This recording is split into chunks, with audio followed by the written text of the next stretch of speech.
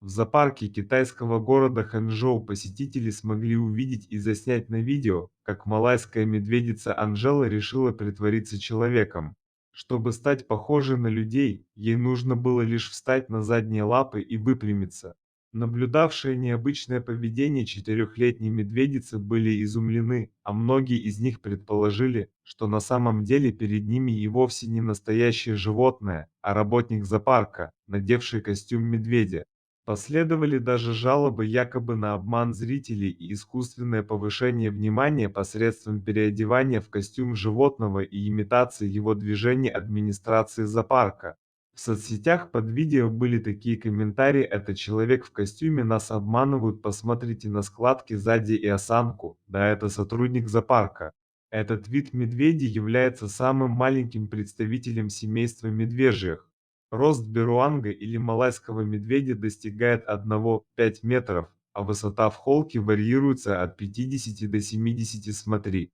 Весить эти животные могут от 27 до 65 килограмм, причем самцы крупнее самок на 10-20.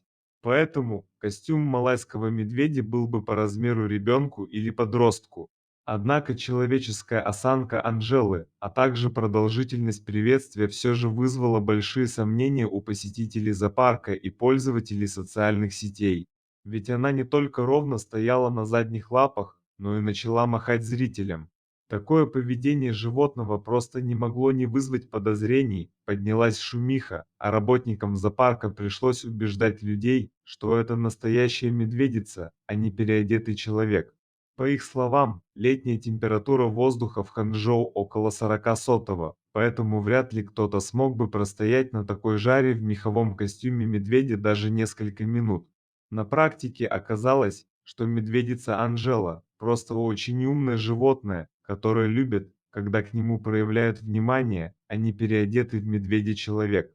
К тому же животное сообразило, что если встать на задние лапы и немного помахать людям, то взамен получит кучу оваций и самое главное вкусняшки. Вот это молодец, Анжела, далеко пойдет, и рейтинги зоопарку подняла и сама в накладе не осталась.